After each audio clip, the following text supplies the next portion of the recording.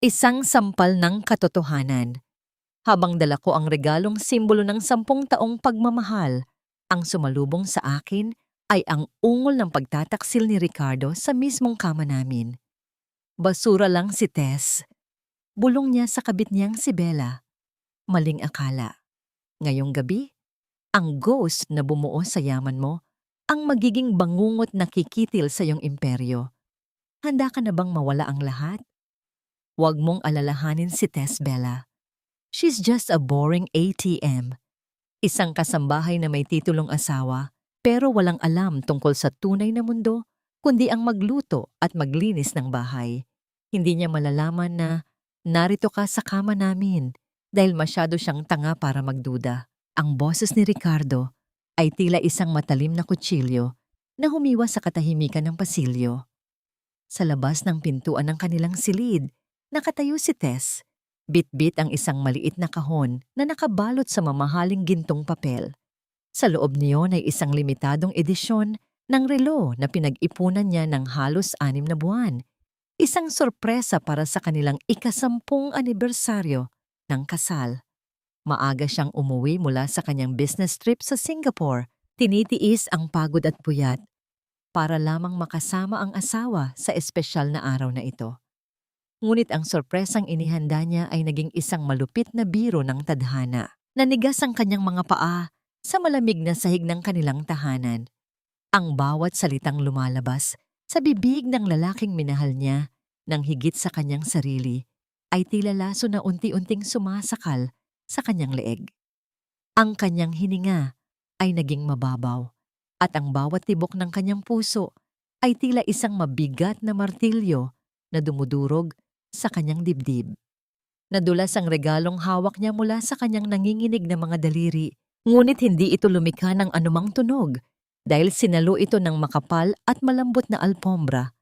Ang alpombrang siya mismo ang pumili para maging komportable ang kanilang paglalakad. Mula sa bahagyang nakabukas na pinto, nakita niya ang isang pares ng pulang sapatos na may matutulis na takong, nakakalat sa sahig, malapit sa kanyang sariling tsinelas na pambahay. Ang pulang kulay niyon ay tila sariwang dugo na nagpapaalala sa kanya ng kanyang sugatang dangal.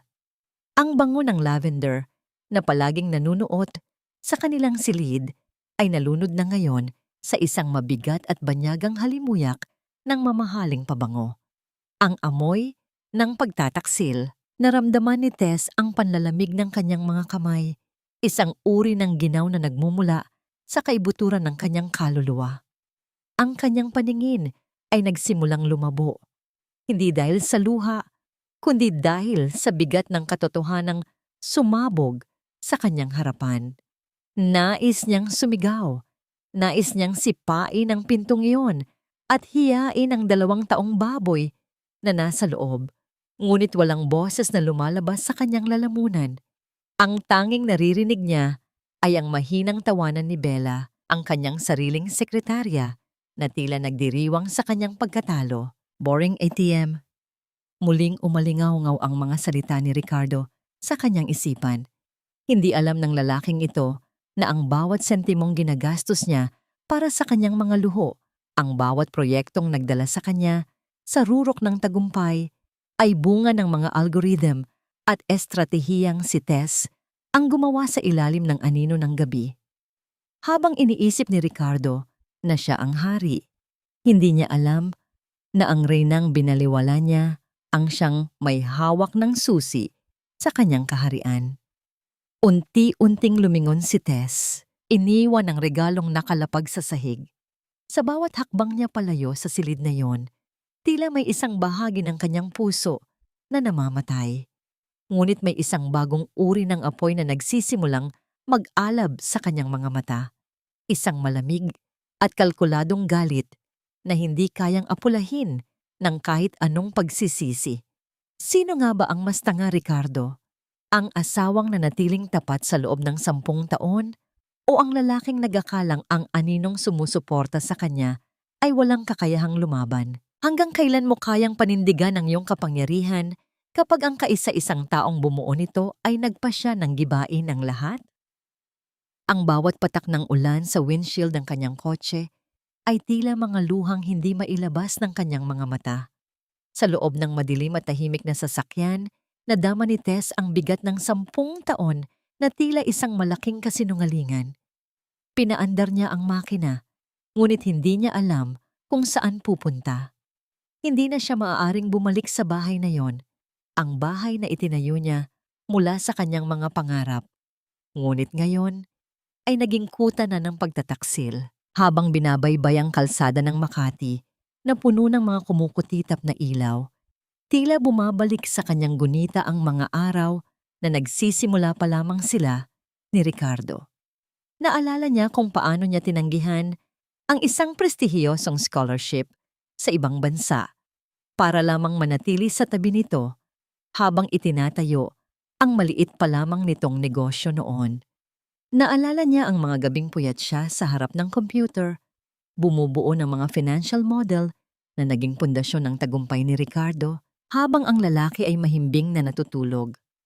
Ginawa niya ang lahat ng yon nang walang hinihinging kapalit. Sapat na sa kanya ang makita itong matagumpay. Ang akala niya, ang bawat tagumpay ni Ricardo ay tagumpay din niya bilang asawa. Maling-mali siya. Huminto ang sasakyan sa harap ng isang simpleng bahay sa isang tahimik na subdivision sa Quezon City. Ito ang tahanan ni Cherry Medios, ang kapatid ng kanyang ina at ang tanging tao na nakakaalam sa lihim na kakayahan ni Tess sa mundo ng pananalapi. Si Cherry Medios ang nakakita sa kanyang paghihirap at ang palaging nagpapaalala sa kanya na huwag kalimutan ang sariling lakas. Nang bumukas ang pinto, sinalubong siya ng nag-aalalang mukha ng matanda. Hindi na kailangan pang magsalita ni Tess. Ang kanyang basang buhok, ang namumutlang mukha, at ang mga kamay na nanginginig pa rin ay sapat na para maunawaan ni Cherry Medios ang lahat. Hija, pumasok ka. Diyos ko, basang-basa ka. Pag-aalalang wika ng matanda habang inaalalayan siya patungo sa sala. Naupo si Tess sa sofa. Ang lamig ng ulan ay nanunuot pa rin sa kanyang balat. Inabutan siya ni Cherry Medios ng isang mainit na tasa ng tsa. Ang usok mula sa tasa ay humahaplos sa kanyang mukha, isang maliit na ginhawa sa gitna ng unos. Doon, sa harap ng kanyang tiyahin, unti-unting lumabas ang mga salitang kanina pa nakabara sa kanyang lalamunan. Ikinuwento niya ang bawat detalye, ang bawat salitang binitawan ni Ricardo, at ang sakit na tila hindi na maghihilom. Hindi ko alam na ganoon ang tingin niya sa akin, tiya. Isang ATM, isang boring na asawa. Bulong ni Tess. Ang kanyang boses ay puno ng pait.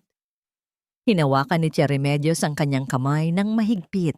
Huwag kang umiyak para sa isang taong hindi marunong magpahalaga sa iyo, Tess. Binigay mo ang lahat at kinuha niya ang lahat. Ngayon, oras na para bawiin mo ang sayo. Tandaan mo kung sino ka. Ikaw ang ghost. Ikaw ang utak sa likod ng lahat ng meron siya. Kung kaya mo siyang iangat, kaya mo rin siyang ibagsak. Ang mga salitang yon ay tila isang kuryenteng gumising sa natutulog na bahagi ng pagkatao ni Tess. Tumayo siya at kinuha ang kanyang laptop mula sa bag. Sa unang pagkakataon sa loob ng 3 taon, muli siyang nag-log in sa kanyang mga encrypted na account. Ang bawat pindot sa keyboard ay tila isang hakbang patungo sa digmaan. Nais niyang makita kung gaano kalalim ang pagtataksil ni Ricardo, hindi lamang sa kanilang relasyon, kundi pati na rin sa kanilang kabuhayan. Habang tinitingnan ang mga bank records at investment portfolios, biglang tumigil ang kanyang paghinga. Nakita niya ang isang serye ng mga transfer mula sa isang account na hindi niya madalas bantayan. Iyon ang retirement fund ng kanyang ina. Ang perang itinabi niya para sa operasyon at gamot nito sa hinaharap. Ang balanse nito ay 0. Simot na simot. Lahat ng pera ay inilipat ni Ricardo sa isang dummy account na ginagamit niya para pambayad sa luho ni Bella at sa biniling condominium unit para rito. Naramdaman ni Tess ang isang matinding dagundong sa kanyang dibdib. Ang sakit ay napalitan ng isang nagniningas na puot. Binaboy ni Ricardo ang kanilang kasal, hinamak ang kanyang pagkatao, at ngayon, ninakawan pa ang kinabukasan ng kanyang inang may sakit. Ricardo, akala ko kilala mo na ako. Pabulong niyang sabi habang nakatitig sa screen na nagpapakita ng kawalan. Pero ngayon, ipapakita ko sa iyo kung ano ang kayang gawin ng isang asawang wala nang natitira, kundi ang kanyang galit. Mabangis na sikat ng araw ang pumasok sa bintana ng kusina, ngunit ang init nito ay hindi sapat para matunaw ang yelo sa puso ni Tess. Nakasuot siya ng kanyang paboritong apron, ang bawat galaw niya sa harap ng kalan ay tila isang ritual na kabisadong kabisado na ng kanyang katawan. Inihahanda niya ang sinangag. Ang amoy ng bawang ay humahalimuyak sa buong bahay, isang pamilyar at payapang amoy na nagkukubli sa isang madilim na katotohanan. Narinig niya ang mabibigat na hakbang ni Ricardo pababa ng hagdan. Sa bawat tunog ng paglapat ng paa nito sa sahig, nararamdaman ni Tess ang isang matinding pagnanais na sumabog, ngunit nanatili siyang kalmado. Hinarap niya ang asawa nang may banayad na ngiti, ang uri ng nangiti na itinuring ni Ricardo na tanda ng kanyang pagiging sunod-sunuran. Good morning, sweetheart. Maaga akong nagluto. Alam kong marami kang gagawin sa opisina ngayon. Malambing na wika ni Tess. Ang kanyang boses ay tila musika. Ngunit sa loob niya, bawat salita ay may lasa ng ngapdo. Humalik si Ricardo sa kanyang pisngi. Isang halik na dati ay nagpapatibok ng kanyang puso. Ngunit ngayon ay tila isang malapot at maruming mantsa sa kanyang balat. Salamat, Tess. Mabuti naman. At alam mo ang papel mo. Medyo pagod ako kagabi dahil sa dami ng paperwork. Masyado kang mapalad na nasa bahay ka lang at hindi nararanasan ang stress ng tunay na mundo. Wika ni Ricardo habang nauupo at nagsisimulang kumain. Hindi sumagot si Tess. Sa halip, lumapit siya rito at dahan-dahang hinaplos ang balikat ng asawa. Gusto mo ba ng kape? Ipagtitimpla kita. Habang nakatalikod si Ricardo, ang mga mata ni Tess ay mabilis na dumapo sa smartphone nito na nakapatong sa mesa. Sa isang mabilis at maingat na galaw, kinuha niya ang device habang kunwaring inaayos ang mga plato. Nang pumasok si Ricardo sa banyo para maligo, mabilis na kumilos si Tess. Naupo siya sa sulok ng kusina. Ang laptop niya ay nakatago sa ilalim ng mga cookbook. Sa loob ng ilang sandali, ang kanyang mga daliri ay tila sumasayaw sa keyboard. Walang anumang tunog ng pagpindot. Tanging ang mahinang paghinga niya sa gitna ng katahimikan. Pinasok niya ang main server ng Ghost Fund, ang mga investment account na tanging siya lang ang may control sa likod ng pangalan ni Ricardo. Sa loob ng 10 taon, si Ricardo ang mukha ng tagumpay, ngunit si Tess ang nagpapatakbo ng makina. Ngayon, sisiguraduhin niyang titigil ang makinang iyon. Isang malalim na buntong hininga ang kumawala kay Tess nang makita niya ang mga digital certificate na nagbibigay ng autoridad kay Ricardo. Sa isang malamig na desisyon, binura niya ang access nito. Hindi lang iyon, nagsiset up siya ng isang liquidity freeze sa mga personal na credit card ni Ricardo na nakadikit sa kanyang mga business account. Ang bawat sentimo na gagamitin nito simula sa sandaling ito ay dadaan sa kanyang pagsusuri. Tapos na ang libreng sakay, Ricardo, bulong niya sa sarili habang isinasara ang laptop nang marinig ang pagpatay ng shower sa itaas. Nang bumaba si Ricardo, nakabihis na ito ng mamahaling suit na si Tess din ang bumili. Inabot ni Tess ang kanyang lunchbox, ang bawat haplos ng kanyang daliri sa kamay ni Ricardo ay tila isang pamamaalam na hindi nito nauunawaan. Huwag kang masyadong magpagod. Sweetheart, baka magulat ka sa mga mangyayari ngayong araw. Wika ni Tess, ang kanyang tinig ay puno ng misteryo na inakala ni Ricardo na pag-aalala lamang. Huwag kang mag-alala, Tess. I have everything under control. Mayabang na sagot ni Ricardo bago lumabas ng pinto. Lumipas ang ilang oras. Sa isang mamahaling jewelry boutique, Sa Greenbelt, kasama ni Ricardo si Bella, ang dalaga ay nakaturo sa isang brilyanteng kwintas na nagkakahalaga ng ₱250,000. I want this, Ricardo. Bagay ito sa suot ko para sa gala next week. Pang-aakit ni Bella habang nakasandal sa balikat ng lalaki. Anything for you, babe? Nakangiting sagot ni Ricardo. Inabot niya ang kanyang black card sa sales lady nang may labis na kumpiyansa. Ngunit ang nangiti ni Ricardo ay unti-unting naglaho nang makita ang pagkunot ng noo ng sales lady habang tinitingnan ang screen ng card terminal. Sinubukan nito ang card ng ilang beses, ngunit ang parehong resulta ang lumalabas. Sir, I'm sorry. The transaction was declined. Sabi po rito, account restricted. Baka po may problema sa bangko nyo? Pumali. Ang magalang ngunit nakakahiyang paliwanag ng sales lady. Nanigas si Ricardo sa kanyang kinatatayuan. Nararamdaman niya ang titig ng ibang mga customer sa loob ng butik. Ang kanyang mukha ay uminit sa hiyang hindi niya kailanman inakalang mararanasan. Sinubukan niya ang isa pang card at isa pa, ngunit lahat ay nagbibigay ng parehong sagot. Sa kabilang dako ng lungsod, habang humihigop ng tsaa sa bahay ni Cherry Medios, nakatitig si Tess sa kanyang tablet. Isang notification ang lumitaw sa screen. Attempted transaction, ₱500,000. Denied. Isang mapait na ngiti ang gumuhit sa mga labi ni Tess. Ang unang gabi ng kanyang 5 araw na plano ay nagsisimula na. At ito ay simula pa lamang ng kanyang pagbawi sa bawat patak ng luha at bawat sentimong ninakaw sa kanya. Bakit ba wala kang silbi, Tess? Kahit simpleng pag-check lang sa status ng mga credit cards natin, hindi mo magawa ng tama. Ang boses ni Ricardo ay yumanig sa bawat sulok ng kanilang sala. Tila isang kulog na nagbabanta ng isang malakas na bagyo. Pagkapasok pa lamang niya sa bahay, ang kanyang suot na mamahaling Amerikana ay padaskol niyang inihagi sa sofa. Ang kanyang mukha ay pulang-pula sa galit at hiyang kanina pa nag-aalab sa kanyang dibdib. Sa gitna ng kanyang pagngangalit, si Tess ay dahan-dahang lumapit. Bit-bit ang isang baso ng malamig na tubig. Ang kanyang mukha ay bakas ng matinding pag-aalala.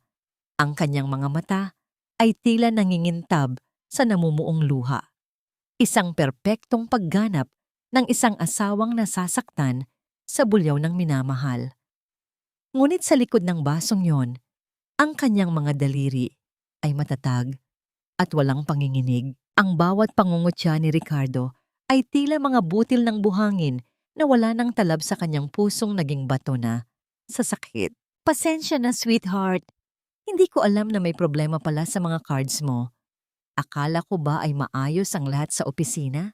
Baka naman may nagkamali lang sa bangko. Malambing at paos na wika ni Tess habang pilit na inaabot ang tubig sa asawa. Hinablot ni Ricardo ang baso. Ang ilan sa tubig ay tumalsik sa sahig, ngunit hindi niya ito pinansin. Nagkamali? Ipinahiya ako sa harap ng maraming tao, Tess. Sa harap ng mga kliyente ko. Sinabihan akong restricted ang account ko, na tila ba isa akong pulubi na walang pambayad.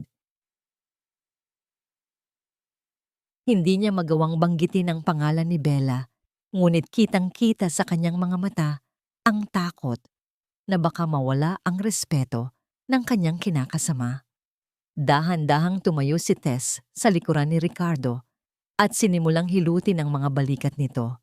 Ang bawat haplos niya ay tila pagpapakalma sa isang mabagsik na hayop, ngunit ang totoo, bawat pindot ng kanyang mga daliri ay tila isang sumpa. Huwag ka nang magalit, Ricardo. Baka naman ito na yung sinasabi mong audit ng mga ghost accounts na pinapatakbo mo? Sabi mo noon, baka maghigpit ang mga bangko kapag nakita nilang masyadong malaki ang galaw ng pera natin. Nanigas ang katawan ni Ricardo sa narinig. Lumingon siya nang mabilis kay Tess. Ang kanyang mga mata ay naniningkit sa suspisya. Paano mo nalaman ang tungkol sa audit? Wala akong matandaang sinabi ko sa iyo yan. Isang inosenteng kurap ng mata ang isinagot ni Tess. Narinig ko lang na binanggit mo sa telepono nung isang gabi, sweetheart. Alam mo naman ako, kahit hindi ko naiintindihan ang mga business terms mo, nakikinig pa rin ako dahil mahalaga sa akin ang ginagawa mo. Bago pa makasagot si Ricardo, ang kanyang telepono ay nagsimulang mag-vibrate sa ibabaw ng mesa. Ang pangalang Bella ay kislap-kislap sa screen. Mabilis na kinuha ni Ricardo ang telepono at lumayo ng ilang hakbang. Ang kanyang boses ay naging pabulong at puno ng pagmamakaawa. Babe, please. Nagkamali lang ang bangko. I'll fix it tomorrow, I promise. Don't be mad. No, Bella, wait. Ang tunog ng pagkaputol ng tawag ay tila isang sampal sa mukha ni Ricardo. Ang babaeng akala niya ay nagmamahal sa kanya ng tapat ay tila unti-unting lumalayo dahil lamang sa isang hindi gumaganang card. Napansin ni Tess ang bawat pagbabago sa mukha ng asawa. Ang yabang na suot nito kanina ay napalitan ng isang malalim na kawalan ng kumpiyansa. Lumapit si Tess at kinuha ang isang basag na figurine na nasa gilid ng mesa. Isang palamuti na ibinigay ni Ricardo sa kanya noong unang taon nila, na ngayon ay may lamat na dahil sa pagkakasagi nito kanina. Iniharap niya ang basag na figurine sa liwanag ng bumbilya. Sayang, Ricardo, ang ganda nito noon. Pero kapag may lamat na, kahit anong pandikit ang gamitin natin, hindi na ito kailanman magiging katulad ng dati. Parang ang tiwala ng tao, di ba? Hindi sumagot si Ricardo. Sa halip, mabilis siyang naglakad patungo sa kanyang home office. Ang kanyang mga hakbang ay puno ng desperasyon. Kailangan niyang buksan ang kanyang lihim na vault.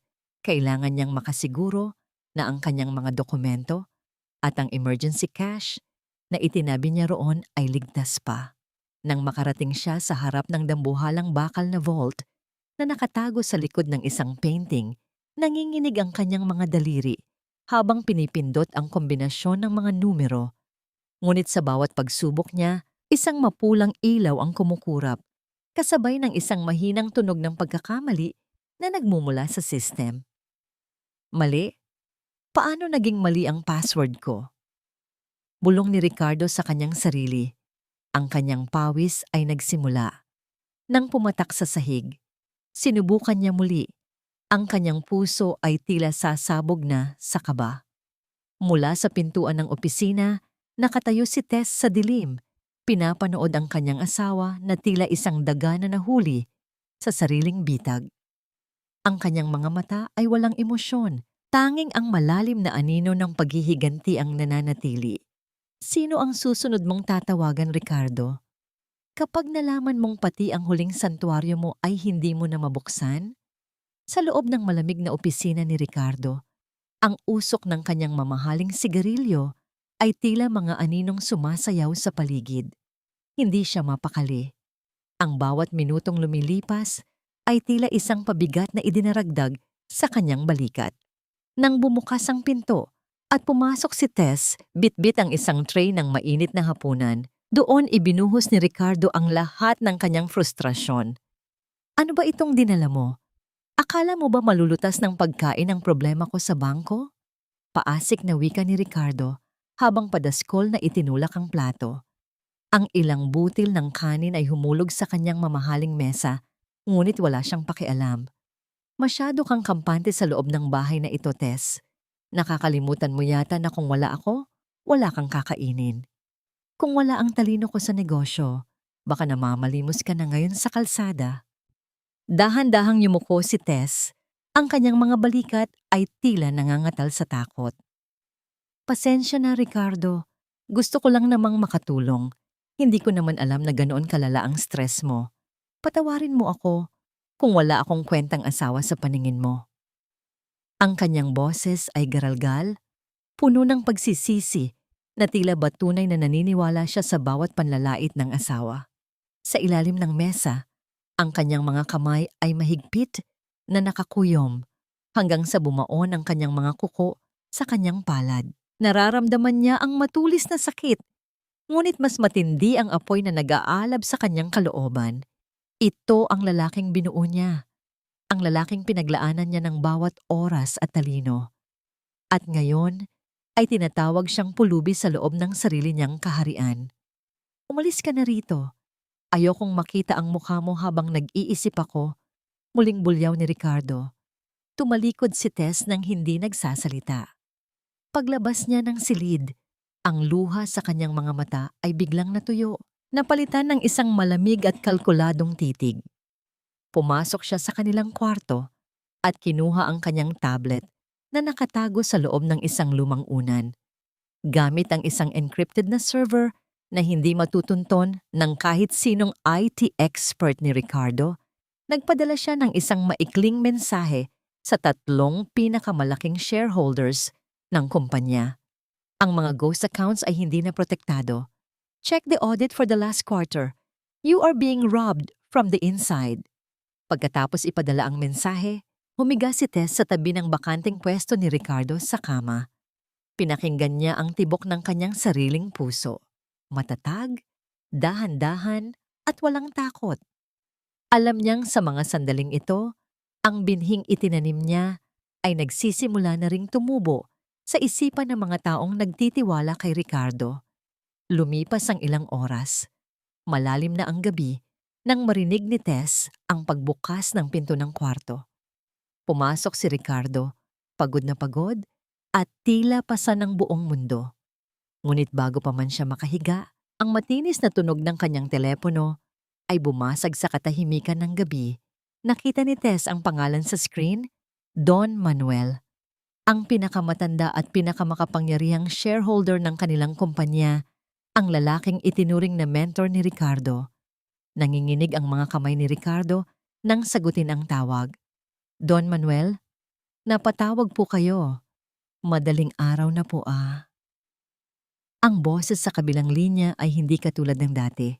Ito ay malamig, seryoso, at puno ng awtoridad na hindi matatawaran. Ricardo, kailangan nating mag-usap sa opisina bukas ng 8:00 ng umaga. May mga dokumentong nakarating sa akin na kailangan mong ipaliwanag ng personal. Huwag kang mahuhuli. Hindi na hinintay ni Don Manuel ang sagot ni Ricardo at pinatid na ang tawag. Nanatiling nakatitig si Ricardo sa madilim na kisame.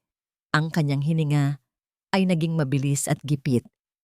Hindi niya alam na sa tabi niya, ang asawang itinuturing niyang walang alam ay nakikinig sa bawat segundo ng kanyang unti-unting pagbagsak. May problema ba, sweetheart? Mahinang tanong ni Tess habang kunwaring nagigising. Hindi sumagot si Ricardo. Ang tanging naririnig sa silid ay ang malakas na pagtibok ng kanyang puso na tila isang tambol na nagbabadya ng parating na hatol. Ang bawat kalansing ng kutsara sa porselanang pinggan ay tila isang babala sa loob ng tahimik na silid kainan. Hindi nagagalaw ni Ricardo ang kanyang pagkain. Ang kanyang mga mata ay malalim ang itim na bilog, bakas ng isang gabing walang tulog matapos ang tawag ni Don Manuel. Sa harap niya, si Tess ay dahan-dahang humihigop ng kanyang kape. Ang kanyang mukha ay kasing payapa ng dagat bago ang isang malakas na bagyo. Sweetheart, hindi mo ba nagustuhan ang almusal? Espesyal ang pagkakagawa ko niyan para magkaroon ka ng lakas sa opisina. Malambing na wika ni Tess. Pinanood niya kung paano nanginginig ang mga daliri ni Ricardo habang inaayos nito ang kanyang kurbata. Hindi ako gutom, Tess. Marami akong iniisip. Ang mga matatandang shareholder na, yan, tila naghahanap lang ng butas para pabagsakin ako. Asik ni Ricardo. Ngunit ang kanyang boses ay wala nang dating na awtoridad. May takot na doon, isang uri ng pangamba na tila isang aninong nakabuntot sa kanya. Habang papaalis si Ricardo patungo sa kumpanya, sa kabilang bahagi ng lungsod, sa loob ng isang eksklusibong beauty salon sa Rockwell, si Tia Remedios ay nakaupo sa isang marangyang silya. Habang inaayos ang kanyang mga kuko, nakapaligid sa kanya ang ilang makapangyarihang asawa ng mga negosyante sa Makati. Alam niyo ba, mga kumare, pagsisimula ni Tia Remedios sa isang tinig na tila nagbabahagi ng isang napakahalagang sikreto, narinig ko sa aking mga source sa bangko na ang kumpanya ni Ricardo ay sumasailalim sa isang malaking investigasyon. May mga ghost accounts daw na nadiskubre. Mukhang ang akala nating matatag na imperyo ay gawa lang pala sa baraha. Ang mga bulungan ay mabilis na kumalat sa loob ng salon. Tila apoy na dumaan sa tuyong damo. Sa mundo ng matataas na lipunan sa Pilipinas, ang balita ng pagbagsak ng yaman ay mas mabilis pa sa kidlat. Ang hiya o dangal ni Ricardo ay nagsimula ng mabitak bago pa man siya makarating sa kanyang opisina. Samantala, sa loob ng boardroom ng kumpanya, ang hangin ay tila naging kasing bigat ng tingga. Nakaupo si Don Manuel sa kabisera. Ang kanyang mga kamay ay nakapatong sa isang makapal na folder ng audit. Pagpasok ni Ricardo, hindi siya binati ng karaniwang nawaong ngiti ng mga kasamahan. Sa halip, ang mga titig na sumalubong sa kanya ay puno ng pagdududa at panghuhusga. Ricardo, ipaliwanag mo ito. Madiing wika ni Don Manuel habang inihahagis ang mga dokumento sa gitna ng mesa. Saan nanggaling ang perang ginamit mo para sa mga personal na luho na hindi nakatala sa ating libro? At bakit ang mga accounts na dating pinapatakbo ng The Ghost ay biglang naglaho at tila may sariling buhay? Napalunok si Ricardo. Ang lamig ng aircon sa loob ng kwarto ay hindi sapat para pigilan ang pagtagaktak ng kanyang pawis. Don Manuel, may nag-hack po siguro sa system natin. May gustong sumira sa akin. Sinisiguro ko sa inyo, maayos ang lahat. Maayos? Isang mapait na tawa ang kumawala kay Don Manuel. Simulang ngayong araw, ang lahat ng iyong desisyon sa kumpanya ay kailangang dumaan sa aking pagsusuri. Sususpindihin namin ang iyong autoridad hanggat hindi natatapos ang buong investigasyon. Ang malakas na pagsasara ng pinto ng boardroom nang lumabas ang mga shareholders ay yumanig sa buong pagkatao ni Ricardo. Napaupo siya sa kanyang upuan. Ang kanyang mundo ay tila umiikot.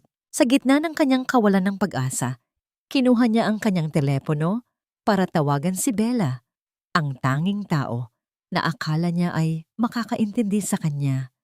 Ngunit ang boses na sumagot sa kabilang linya ay hindi ang malambing na Bella na nakasanayan niya. Ricardo, huwag mo muna akong tatawagan. Nabalitaan ko ang nangyayari sa opisina niyo. Ayokong madamay sa gulo mo. Ayusin mo muna yan. Ang tunog ng pagkaputol ng tawag ay tila isang huling hantungan para sa kanyang pag-asa. Sa bahay, habang nagdidilig ng mga halaman, tiningnan ni Tess ang kanyang orasan. Alam niya ang bawat minutong lumilipas.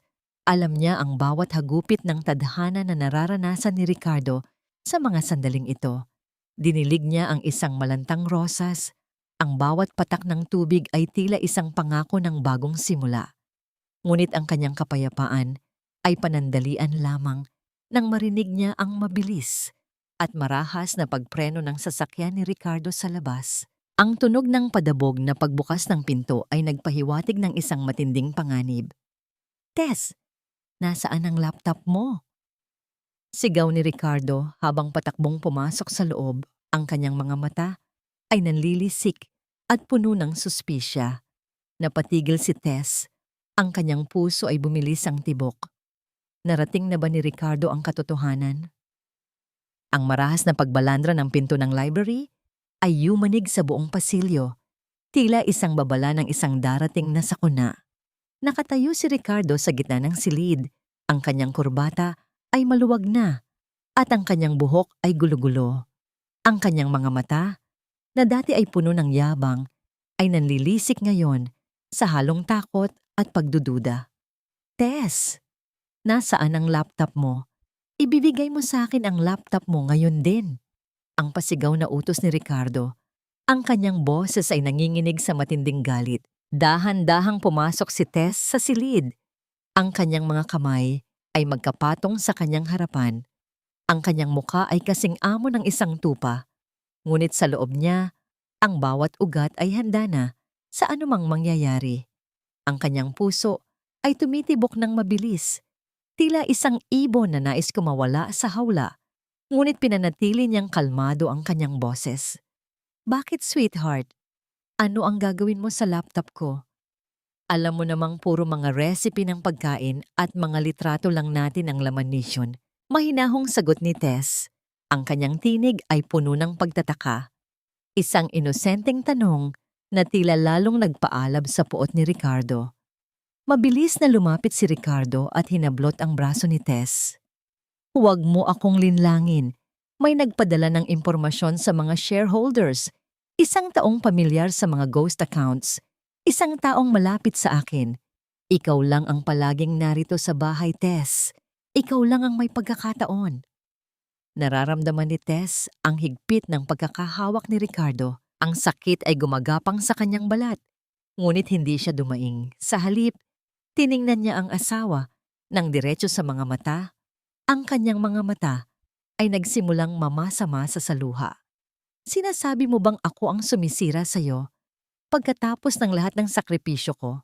Ricardo, hindi ko nga alam kung paano buksan ang mga komplikadong files na sinasabi mo. Isang simpleng asawa lang ako. Di ba yun ang palagi mong sinasabi? Ang mga salitang yon ay tila isang malamig na tubig na ibinuhos kay Ricardo.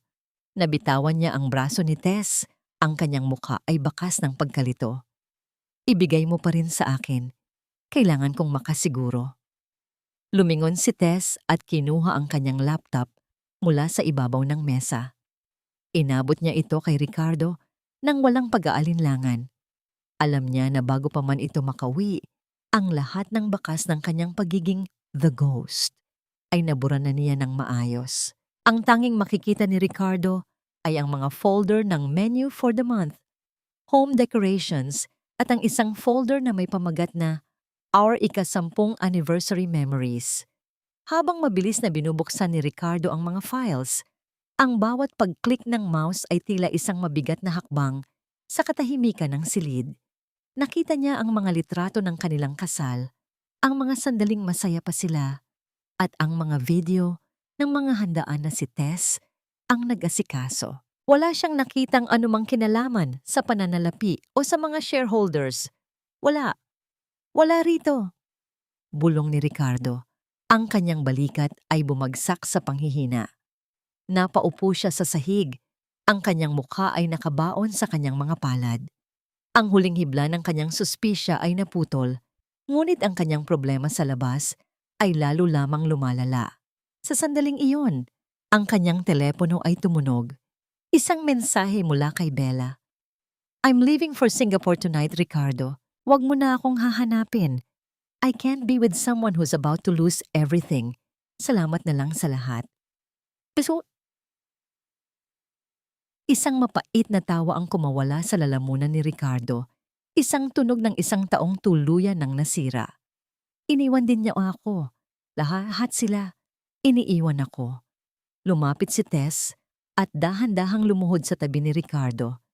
Inilagay niya ang kanyang kamay sa likod ng asawa. Isang haplos na tila nag-aalay ng suporta. Ngunit ang bawat daliri niya ay tila nagbibilang ng bawat pagkakamaling ginawa nito. Huwag kang mag-alala, Ricardo. Nandito pa ako. Hindi kita iiwan. Hanggang sa huli, bulong ni Tess sa kanyang tainga. Ang boses niya ay malambing, ngunit ang lamig niyon ay tila isang sumpa na nanunuot sa buto. Ngunit habang nakasandal si Ricardo sa kanyang balikat, isang bagong notification ang lumitaw sa smartwatch ni Tess na nakatago sa ilalim ng kanyang mahabang manggas. Isang mensahe mula sa kanyang private investigator. Confirmed! Nahanap na namin ang dokumentong nagpapatunay na ninakaw niya ang pera ng nanay mo para ipangalan kay Bella ang kondo. Ang titig ni Tess ay tumigas. Ang panahon ng paglalaro ng inosenteng asawa ay unti-unti nang natatapos. Ang susunod na hakbang ay hindi na tungkol sa pera o posisyon. Ito ay tungkol sa katarungan para sa kanyang ina. Sweetheart, pagtawag ni Tess sa isang tinig na tila may ipagtatapat, may isang bagay pala akong nakalimutang sabihin sa'yo tungkol sa bank account ni Mama. Napaangat ang ulo ni Ricardo. Ang kanyang mga mata ay nanlalaki sa takot. Alam ba ni Tess? Ricardo, bakit may dumating na liham mula sa bangko ni Mama? Sinasabi rito na wala na raw siyang natitirang balanse para sa kanyang susunod na operasyon. Ang boses ni Tess ay mahina. Tila isang batang naliligaw sa dilim, ngunit ang bawat salita ay tumama sa pandinig ni Ricardo na parang isang malakas na dagundong. Sa loob ng library, na puno ng amoy ng luma at mamahalin na libro, ang hangin ay biglang naging kasing bigat ng bakal. Nakatayo si Tess sa harap ng asawa. Hawak ang isang puting sobre na tila nanginginig sa kanyang mga kamay. Naramdaman ni Ricardo ang biglang pagkatuyo ng kanyang lalamunan. Ang kanyang puso ay nagsimulang tumibok ng mabilis, tila isang hayop na nakulong sa isang masikip na hawla. Hindi niya magawang tingnan si Tess ng diretso sa mga mata. Ang bawat patak ng pawis sa kanyang noo ay tila isang ebidensya ng kanyang kasalanan. Iyon ba? Baka nagkamali lang ang bangko, Tess. Alam mo naman ang mga computer ngayon, madalas magkaroon ng glitch. Ang pautal-utal na sagot ni Ricardo. Sinubukan niyang gawing matatag ang kanyang boses, ngunit ang panginginig ng kanyang mga daliri habang inaayos ang kanyang kurbata ay hindi niya maitago. Isang mapait na ngiti ang dumaan sa mga labi ni Tess, ngunit mabilis din itong naglaho. Glitch? Pero Ricardo, 10 milyong piso iyon. Iyon ang perang iniwan ni Papa para sa pagpapagamot ni Mama. Iyon ang huling pag-asa niya para makalakad muli. Lumapit si Tess ng isang hakbang. Ang kanyang mga mata ay puno ng pekeng pagsusumamo. Sinabi mo sa akin nung 1 taon na ikaw na ang bahalang mag-manage niyon para lumago. Hindi mo naman siguro gagawing galawin ang pera ng matanda. 'Di ba? Hindi nakasagot si Ricardo. Ang bawat alaala ng pagtrato sa kanya ng ina ni Tess ay tila mga aninong sumasakal sa kanya. Naalala niya kung paano siya itinuring na parang tunay na anak ng matanda noong panahong wala pa siyang pangalan sa industriya. Ang utang na loob na dapat sana ay kanyang pinapahalagahan ay tuluyan na niyang itinapon para lamang sa mga material na bagay na ibinigay niya kay Bella. Tess, makinig ka. Ininvest ko ang pera ni Mama sa isang malaking proyekto. Akala ko ay mas mapapalago ko yon para sa kanya. Nagkaroon lang ng kaunting aberya sa market, kaya pansamantalang hindi ma-withdraw. Ang pagsisinungaling ni Ricardo, ang kanyang mga mata ay malikot na naghahanap ng anumang paraan para makatakas sa sitwasyon. Huwag kang mag-alala. Mababalik ko rin iyon sa susunod na buwan. Dahan-dahang tumalikod si Tess at lumapit sa bintana. Ang kanyang paningin ay nakatutok sa malawak na hardin na unti-unti nang nilalamon ng dilim. Sa kanyang isipan, nakikita niya ang bawat dokumentong nakuha ng kanyang investigator. Ang pirma ni Ricardo na naglilipat ng pondo patungo sa account ni Bella para pambayad sa huling hulog ng kondo nito. Ang bawat salitang lumalabas sa bibig ni Ricardo ay tila isang karagdagang pako sa kabaong na siya mismo ang gumagawa para sa kanyang sarili. Sana nga, Ricardo. Dahil kung hindi ko alam kung paano ko patitingnan ang sarili ko sa salamin. At hindi ko alam kung ano ang magagawa ko kapag nalaman ni Tia Remedios ang tungkol dito. Mahinang sabi ni Tess. Ang pagbanggit sa pangalan ni Tia Remedios ay tila isang malamig na haplos ng kamatayan para kay Ricardo dahil alam niyang ang matanda ay may malawak na koneksyon sa mga otoridad. Habang nakatitig sa dilim, naramdaman ni Tess ang mahinang pag-vibrate ng kanyang telepono sa loob ng bulsa ng kanyang apron. Isang mensahe ang pumasok. Hindi niya kailangang tingnan ito para malaman kung ano ang nakasulat. Iyon ang huling kumpirmasyon na ang lahat ng ari-arian ni Ricardo ay opisyal na ngayong nasa ilalim ng hostile takeover na pinamumunuan ng isang misteryosong kumpanya na pagmamay-ari rin ni Tess. Sweetheart, pagtawag ni Tess nang hindi lumingon. May lulutuin pala akong espesyal para sa hapunan. Gusto kong mabusog ka ngayong gabi dahil bukas baka mawalan ka na ng gana. Naiwang nakatayo si Ricardo sa gitna ng library. Ang kanyang buong katawan ay tila nanlalamig. Ang bawat tunog ng pagtiktak ng orasan sa dingding ay tila isang countdown para sa kanyang huling hantungan. Hindi niya alam na ang bawat hakbang na ginagawa niya patungo sa pintuan ay isang hakbang palapit sa bitag na hindi na niya kailanman matatakasan. Saan ka kukuha ng 10 milyon bukas, Ricardo? Ngayong pati ang sarili mong pangalan ay wala na palang halaga sa labas ng bahay na ito. Angka. Bakit mo pa itinatago ang basurang ito, Tess? Wala na itong halaga. Mas mabuting itapon na yan kaysa nagpapatumpok ng alikabok sa loob ng bahay natin. Ang boses ni Ricardo ay puno ng pagkabagot habang nakatitig sa isang maliit at kalawanging dilata na hawak ni Tess. Kagagaling lang nito sa atik. Ang kanyang mga kamay ay nabahira ng itim na dumi. Ngunit ang pagkakahawak niya sa lata ay tila ba hawak niya ang pinakamahalagang kayamanan sa mundo. Sa loob niyon ay ang mga lumang resibo, mga sulat na isinulat nila sa isa't isa noong nagsisimula pa lamang sila at ang isang pilak na singsing na binili ni Ricardo sa isang bangketa noong wala pa siyang kahit 1 sentimo sa bulsa. Tumingin si Tess sa asawa. Ang kanyang mga mata ay tila naglalakbay sa nakaraan. Isang panahong hindi pa nilalason ng yaman at kasakiman ang puso ni Ricardo. Hindi ito basura, Ricardo. Ito ang nagpapaalala sa akin kung sino tayo bago tayo naging ganito. Ito ang mga bakas ng bawat sakripisyong ginawa ko para marating mo ang kinalalagyan mo ngayon. Isang mapait na tawa ang kumawala kay Ricardo habang inaayos niya ang kanyang mamahaling relo. Ang relong binili niya gamit ang perang dapat ay para sa gamot ng ina ni Tess. Sacrifices? Tess, lahat ng asawa ay ginagawa iyon. Huwag mong masyadong palakihin ang papel mo. Ako ang nagtrabaho. Ako ang humarap sa mga kliyente.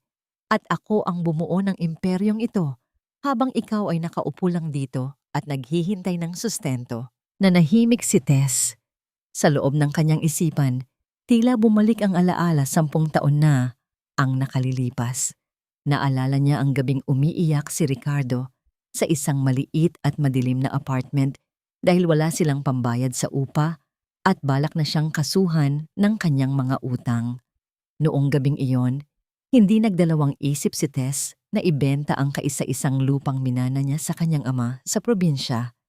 Hindi niya sinabi kay Ricardo ang totoo. Sinabi niya lang na nanalo siya sa isang patimpalak sa pagsusulat. Ang perang iyon ang naging puhunan ni Ricardo para maitayo ang kanyang unang opisina. Tila nararamdaman pa ni Tess ang init ng maliit na apartment na yon. Ang tunog ng lumang bentilador na tila humihingal sa pag-ikot. At ang lasa ng instant noodles na pinaghahatiang nilang dalawa nang may ngiti sa mga labi. Noong mga panahong iyon, sapat na ang isang yakap ni Ricardo para makalimutan niya ang pagod. Ngunit ngayon, ang yakap na yon ay tila naging isang malapot at maruming kadena na sumasakal sa kanyang kaluluwa. Ipinagpalit ko ang lahat para sa iyo, Ricardo. Mahinang bulong ni Tess. Ang kanyang boses ay tila isang hanging naglalakbay mula sa isang malayong pangarap. Ipinagpalit ko ang sarili kong pangalan, ang sarili kong karera, para lang maging anino mo. Akala ko, kapag naging matagumpay ka, magiging matagumpay din ang pagmamahala natin. At matagumpay naman tayo, di ba? Asik ni Ricardo habang mabilis na naglalakad patungo sa pinto. Hindi man lang tiningnan ng lungkot sa mga mata ng asawa. May malaking bahay ka, may magarang sasakyan, at lahat ng kailangan mo ay naibibigay ko. Ano pa ba ang nirereklamo mo? Masyado kang madrama, Tess. Matulog ka na lang at ihanda mo ang isusuot ko bukas. May mahalagang meeting ako sa mga bagong investors ng kumpanya. Pinanood ni Tess ang pag-alis ni Ricardo. Ang bawat hakbang nito sa marmol na sahig ay tila isang pagtapok sa mga alaalang nasa loob ng dilatang hawak niya. Dahan-dahan niyang binuksan ang lata at kinuha ang pilak na singsing. Isinuot niya ito sa kanyang maliit na daliri, ngunit hindi na ito kasya. Tulad ng kanilang pagmamahalan, ang lahat ay nagbago na, lumaki, at tuluyan ng nasira. Kinuha niya ang kanyang telepono at nag-login sa system ng kanyang kumpanya. Ang hostile takeover ay tapos na. Bukas, sa meeting na sinasabi ni Ricardo, hindi mga bagong investors ang sasalubong sa kanya. Sasalubong sa kanya ang katotohanan na ang kumpanyang ipinagmamalaki niya ay pagmamay-ari na ng taong itinuturing niyang boring na asawa. Bukas, Ricardo, pabulong na sabi ni Tess habang hinahaplos ang kalawangin na lata, malalaman mo kung ano ang tunay na halaga ng basurang itinapon mo. Malalaman mo na ang aninong binaliwala mo ang siyang kukuha ng lahat ng liwanag sa buhay mo. Isang notification ang biglang kumislap sa screen ng kanyang telepono. Isang video call mula sa isang hindi kilalang numero. Pagkasagot niya, ang mukha ni Bella ang lumitaw. Ngunit hindi ito ang mapang-aping Bella na nakita niya sa mall. Ang babae ay umiiyak, ang kanyang buhok ay gulo-gulo, at ang background ay tila isang madilim na silid sa hotel. Tess, please, tulungan mo ako. Ang basag na boses ni Bella ay narinig sa buong library. Pinagtangkaan akong saktan ni Ricardo nang malaman niyang wala na akong pera. Natatakot ako, Tess. He's coming for me. Napatayo si Tess. Ang kanyang puso ay biglang tumibok ng mabilis. May isang bahagi ng plano na hindi niya inaasahan. Ang desperasyon ni Ricardo ay nagbubunga na ng karahasan. Hindi ako maawa sa iyo, Bella. Pinili mo ang landas na ito at kasama sa pinili mo ang lalaking kasalukuyang sumisira sa buhay mo. Ang boses ni Tess ay kasing lamig ng yelo habang nakatitig sa umiiyak na mukha ni Bella sa screen ng kanyang telepono. Wala siyang naramdamang awa, tanging isang malalim na pagkapagod. Pinutol niya ang tawag bago pa man makasagot ang babae. Alam ni Tess na ang marahas na reaksyon ni Ricardo ay tanda ng isang hayop na nasusukol na sa pader. Ang desperasyon nito ay nagsisimula nang lumabas sa pinakamapanganib na paraan.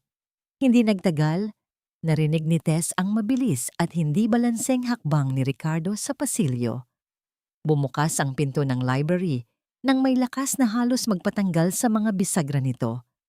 Pumasok si Ricardo, ang kanyang mga mata ay nanlalabo sa halong alak at puyat.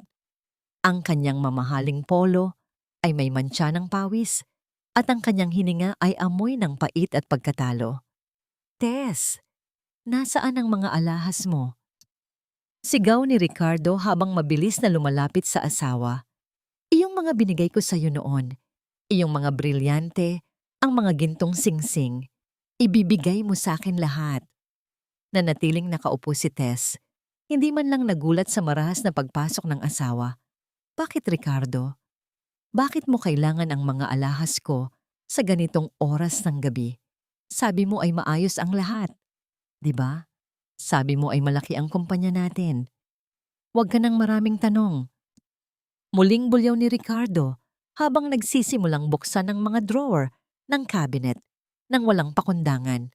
Ang tunog ng mga gamit na nagkakalampagan at mga papel na nagliliparan ay pumuno sa silid. Kailangan ko ng cash.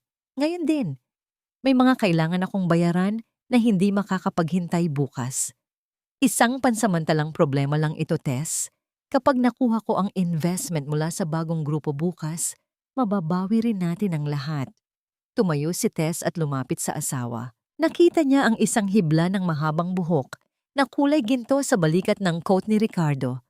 Ang buhok ni Bella. Sa halip na mag-iskandalo, dahan-dahang iniabot ni Tess ang kanyang kamay at kinuha ang hibla ng buhok. Pinanood niya itong mahulog patungo sa basurahan, tila isang simbolo ng pagtatapon niya sa huling bahagi ng kanyang pagtitimpi. Nasa bank vault ang mga alahas, Ricardo. Alam mo namang hindi ko itinatago rito ang mga mahahalagang bagay simula nang magkaroon ng nakawan sa kabilang kalsada. Mahinang sabi ni Tess. Pero meron akong kaunting pera rito. Ang natitirang budget ko para sa bahay ngayong buwan, baka makatulong iyon.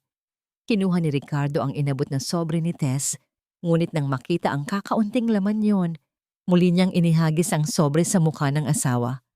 Basura. Ano ang gagawin ko sa barya na ito? Hindi mo ba naiintindihan? Nakasalalay ang buong buhay ko sa meeting bukas. Napaupo si Ricardo sa silya. Ang kanyang mukha ay nakabaon sa kanyang mga palad. Sino ba ang ghost na yon? Bakit niya ako ginaganito? Sa bawat galaw ko, tila alam niya ang susunod kong hakbang. Para siyang isang anino na sumusunod sa akin kahit sa dilim. Ang naganap nang lumapit si Tess at dahan-dahang hinaplos ang ulo ni Ricardo. Sa sandaling iyon, tila naging maamong bata ang lalaki, humilig sa haplos ng asawa na inakala niyang kanlungan. Hindi niya alam na ang bawat paghaplos ni Tess ay tila isang pagbibilang ng huling sandali ng kanyang kalayaan. Isang maliit na butil ng luha ang pumatak mula sa mata ni Tess, hindi para kay Ricardo, kundi para sa 10 taon ng kanyang buhay na nasayang sa taong ito. Matulog ka na, Ricardo. Bulong ni Tess. Ang kanyang tinig ay puno ng isang uri ng pag-ibig na matagal nang pumanaw. Magpahinga ka. Bukas, sa harap ng mga bagong investors, malalaman mo rin ang lahat ng sagot. Malalaman mo kung sino talaga ang ghost na kinatatakutan mo. Nang makatulog si Ricardo sa sobrang pagod at kalasingan, kinuha ni Tess ang kanyang laptop sa huling pagkakataon. Isang email ang pumasok mula sa kanyang legal team. Ang pamagat ng email ay Final Execution of Deed of Assignment. Lahat ng pag-aari ni Ricardo, ang kumpanya, ang mga sasakyan, at maging ang bahay na kinalalagyan nila ngayon ay opisyal na ngayong nakapangalan sa isang holding company na pagmamay-ari ni Tess sa ilalim ng kanyang tunay na pangalan. Bukas, sa oras ng 9:00 ng umaga, ang lahat ng kasinungalingan ni Ricardo ay magtatapos sa isang malaking pasabog. Ngunit may isang maliit na detalye na biglang napansin ni Tess sa screen ng kanyang monitor. Isang login attempt sa kanyang server mula sa loob mismo ng kanilang bahay gamit ang isang IP address na hindi sa kanya. Lumingon si Tess sa madilim na pasilyo. Hindi lang pala siya ang may itinatagong lihim sa bahay na ito. Akala mo ba ay nanalo ka na, Bella? Ang lalaking ipinaglaban mo ay isang hungkag na kabaong lamang. Ang bawat gintong nakapalit sa iyong leeg ay may katumbas na utang na hindi mo kayang bayaran sa buong buhay mo. Ang boses ni Tess ay mahinahon, walang halong galit, ngunit ang bawat salita ay tila isang malamig na hampas ng hangin sa loob ng pribadong silid ng isang tahimik na kafe sa Makati. Sa harap niya, nakaupo si Bella. Wala na ang kislap sa mga mata ng dalaga. Ang kanyang mamahaling makeup ay bahagyang burado na at ang kanyang mga kamay ay hindi mapakali sa ibabaw ng mesa. Isang mapait na tawa ang kumawala kay Bella, isang desperadong pagtatangka na panatilihin ang kanyang natitirang yabang. Nandito ka ba para insultuhin ako, Tess? Ipinapanalo mo na ang laban. 'Di ba? Iniwan ko na si Ricardo. Wala na kaming ugnayan. Ano pa ang gusto mo? Dahan-dahang inilabas ni Tess ang isang makapal na folder mula sa kanyang bag at inilapag ito sa mesa. Ang tunog ng paglapat ng mga papel sa kahoy ay tila isang hatol na nagpatahimik sa buong paligid. Hindi ako nandito para makipag-away sa iyo, Bella. Nandito ako para ipakita sa iyo ang katotohanan. Ang condominium unit na tinitirhan mo, ang kotseng minamaneho mo, at ang mga alahas na ibinigay sa iyo ni Ricardo, lahat ng yan ay binili gamit ang perang ninakaw niya sa pondo ng aking ina. Nanlaki ang mga mata ni Bella. Ang kanyang muka ay nawalan ng kulay. Anong sinasabi mo? Ang condominium ay nakapangalan sa isang kumpanya na pagmamay-ari ko na ngayon. Patuloy ni Tess. Ang kanyang mga mata ay matatag na nakatitig sa dalaga. At ang perang ipinambayad doon ay tinalaga bilang isang ilegal na transaksyon. Sa madaling salita, Bella, bukas na bukas din, kukunin ng mga otoridad ang lahat ng meron ka. Hindi ka lang mawawalan ng tirahan, maaari ka ring madamay sa kasong plunder at estafa na isasampalaban kay Ricardo. Napahawak si Bella sa kanyang lalamunan, tila biglang kinaapos ng hininga. Hindi ko alam. Sinabi niya sa akin na galing iyon sa kanyang mga bonus. Tess, please, wala akong kinalaman sa mga iligal na gawain niya. Ang naganap ng itulak ni Tess ang isang baso ng tubig patungo kay Bella. Nakita niya ang sarili niya sa dalaga. Isang babaeng naniwala sa mga matatamis na salita ng isang mapagpanggap na lalaki. Ngunit ang pagkakaiba nila, si Tess ay bumuo, habang si Bella ay nagnakaw ng nabuo na ng iba. You love his money, Bella, but you never realized that the money was always mine. Madiing sabi ni Tess, ginamit ka lang niya para saktan ako at ginamit mo lang siya para sa luho mo. Ngayon, pareho kayong walang ititira. Sa gitna ng usapan, ang waiter ay lumapit at inilapag ang bill. Sinubukan ni Bella na kunin ang kanyang pitaka, ngunit bago pa man niya ito mabuksan, inilabas ni Tess ang kanyang sariling card at binayaran ang lahat. Isang simpleng kilos na nagpakita kung sino ang tunay na may kapangyarihan sa kanilang dalawa. Huwag ka nang mag-abala, wika ni Tess habang tumatayo. Itago mo ang barya mo. Kakailanganin mo yan para sa pamasahe mo pauwi sa probinsya nyo dahil sa lungsod na ito, wala ka nang babalikan. Naiwang tulala si Bella, ang kanyang mga luha ay nagsimulang pumatak sa ibabaw ng mga dokumentong nagpapatunay ng kanyang pagbagsak. Tumalikod si Tess at lumabas ng kafe. Ang kanyang bawat hakbang ay puno ng dignidad. Ngunit habang naglalakad siya patungo sa kanyang sasakyan, naalala niya ang login attempt sa kanyang server kagabi.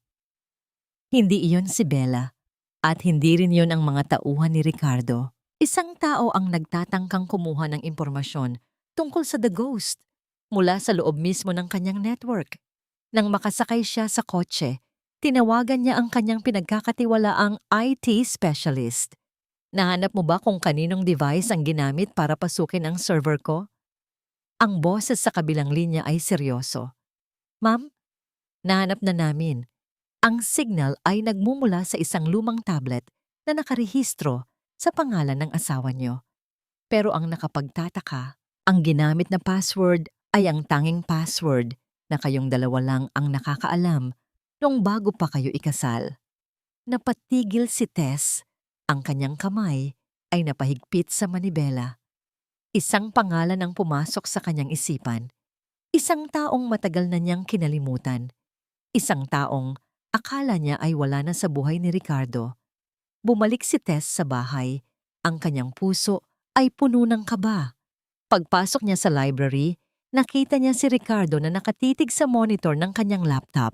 Ngunit ang hitsura ni Ricardo ay hindi nagalit. Ito ay puno ng isang uri ng kilabot na tila nakakita ng isang multo mula sa nakaraan. Tess, bulong ni Ricardo nang hindi lumingon. Ikaw? Ikaw ang ghost? Ang huling lihim ay nabunyag na. Ikaw? Ikaw ang sumisira sa akin, Tess? Ang asawa ko mismo ang ghost na pilit kong hinahanap? Ang boses ni Ricardo ay tila isang gasgas na plaka, puno ng panginginig at hindi makapaniwalang himig. Nakatayo siya sa harap ng computer, ang liwanag ng screen ay nagpapakita ng mga linya ng codes at algorithms na tanging ang ghost lamang ang nakakagawa. Mga linyang ngayon ay malinaw na nagmumula sa account ni Tess. Ang kanyang mga kamay ay nakakapit sa gilid ng mesa nang ganoon na lamang kahigpit. Tila ba ito na lamang ang tanging bagay na pumipigil sa kanya para hindi tuluyang gumuho sa sahig. Dahan-dahang pumasok si Tess sa gitna ng silid. Wala na ang suot niyang apron.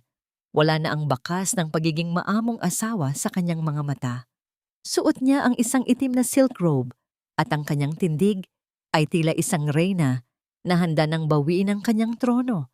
Ang katahimikan sa loob ng library ay tila isang mabigat na kumot na bumabalot sa kanila. Tanging ang mahinang pag-ikot ng electric fan sa sulok ang nagbibigay ng buhay sa silid. Hindi kita sinisira, Ricardo. Mahinahong sagot ni Tess. Ang kanyang boses ay walang anumang emosyon. Ipinapakita ko lang sa iyo ang totoo. Ipinapakita ko sa iyo na ang bawat pundasyon ng kumpanyang ipinagmamalaki mo ay itinayo gamit ang aking talino. At ang bawat sentimong winaldas mo para sa luho mo at ni Bella ay utang na dapat mo nang bayaran. Bakit daw, Tess? Bakit kailangan mong dumaan sa ganitong paraan? Ang pasigaw na tanong ni Ricardo, ang kanyang mukha ay pulang-pula na sa halong galit at kahihiyan. 10 taon tayong nagsama, binigay ko sa iyo ang lahat. Ang bahay na ito, ang mga damit mo, ang pangalan ko. Ganito mo ba ako papasalamatan? Isang mapait na tawa ang kumawala sa mga labi ni Tess. Isang tunog na tila pagkabasag ng isang kristal. Ang lahat? Ang bahay na ito ay pagmamay-ari ng pamilya ko. Bago mo pa ako nakilala, Ricardo. Ang mga damit ko ay binili ko gamit ang mga bonus na itinago ko sa sarili kong investment. At ang pangalan mo? Ang pangalan mo ay naging mabango lang dahil sa mga deal na ako ang gumawa sa dilim. Lumapit si Tess ng isang hakbang. Ang kanyang mga mata ay nanunuot sa kaluluwa ng asawa. Tinawag mo akong boring ATM. Tinawag mo akong tanga. Pero ang ATM na sinasabi mo ang nag-disconnect na sa system mo na paupo si Ricardo sa kanyang silya. Ang kanyang balikat ay bumagsak. Ang kanyang mundong itinayo sa kasinungalingan ay tuluyan ng naglalaho. Anong balak mong gawin? Isusumbong mo ba ako sa mga pulis? Hindi ko na kailangang gawin yan, Ricardo. Wika ni Tess habang inilalabas ang isang folder mula sa kanyang robe. Bukas, sa oras ng stockholders meeting, ang The Ghost ay magpapakilala na bilang bagong majority owner ng kumpanya. At ang ebidensya ng pagnanakaw mo sa pondo ni Mama, ibinigay ko na yon sa legal team ni Don Manuel kaninang hapon. Nanigas ang katawan ni Ricardo. Ang pagbanggit sa pangalan ni Don Manuel ay tila isang hatol ng bitay. Tess, please. Mag-usap tayo. Maari nating ayusin ito. Gagawin ko ang lahat. Ihiwalayan ko na si Bella ng tuluyan. Huwag mo lang akong ipahiya sa harap ng lahat. Huli na ang lahat, Ricardo. Ang hiya na kinatatakutan mo ay wala na. Malamig na, sabi ni Tess. Dahil ngayong gabi, ang lahat ng assets mo, pati ang kotseng nasa garahe, at ang account na pambayad sa kuryente ng bahay na ito, ay naka-freeze na. Wala ka ng kahit isang sentimo. Ang naganap ng kinuha ni Tess ang kanyang wedding ring at dahan-dahang inilapag ito sa ibabaw ng keyboard ni Ricardo. Ang kislap ng brilyante sa ilalim ng ilaw ng computer ay tila huling sulyap ng kanilang namatay na pag-ibig. Wala nang luha, wala nang pagsisisi sa mga mata ni Tess. Tanging ang kalayaan ng isang aninong lumabas na sa dilim. Tess! Bulong ni Ricardo. Ang kanyang boses ay puno ng pagsusumamo, ngunit hindi na siya nilingon ng asawa. Habang naglalakad si Tess palabas ng silid, isang marahas na tunog ng pagkatok sa pinto ng kanilang bahay ang umalingaw-ngaw. Hindi ito ang karaniwang katok ng isang panauhin. Ito ay mabigat, direkta at puno ng awtoridad. Napatigil si Tess sa pasilyo. Lumingon siya kay Ricardo na ngayon ay putlang-putla na. Ang mga otoridad ay dumating na mas maaga kaysa sa inaasahan niya. Ngunit may isang bagay na hindi tama. Isang kumikislap na ilaw ng asul at pula ang sumisilip sa kanilang bintana. Sino ang tumawag sa kanila? At bakit may kasamang ambulansya? Tapos na ang pagpapanggap, Ricardo. Ang entabladong itinayo mo sa loob ng 10 taon ay guguho na sa harap ng lahat. Ang bulong na ito ni Tess ay tila isang sumpa na nanatili sa hangin habang naglalakad siya sa gitna ng grand ballroom ng isang mamahaling hotel sa Makati. Ito ang gabi ng anibersaryo ng kumpanya. Ang gabing inaasahan ni Ricardo na magiging mitya ng kanyang muling pagbangon. Ang paligid ay puno ng mga kumukutitap na chandelier, ang amoy ng mamahaling alak, at ang tunog ng mga tawanan ng mga makapangyarihang tao sa industriya.